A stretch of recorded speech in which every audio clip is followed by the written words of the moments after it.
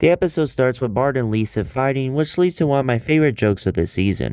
Hey, what's the problem here? We were fighting over which one of us loves you more. You were? Aw, well, go ahead.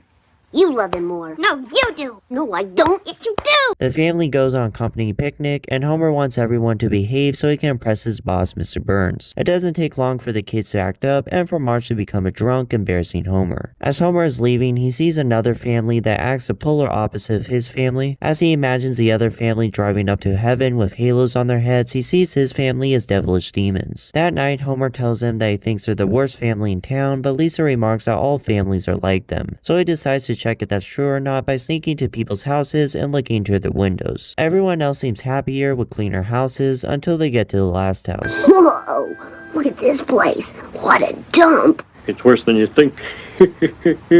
I just trampled this poor sap's flower bed. Homer, this is our house. Homer drinks in defeat at the bar. On the TV, he sees a commercial for Dr. Marvin Monroe's Family Therapy Center, which promises family bliss or double your money back. To pay for the appointment, Homer sells the TV to the rest of the family's dismay. The rest of the episode has the family doing different experiments to improve their relationship, all of which they find a way to mess up. They'd work much better without the padding, Doc. No, that's not true. See?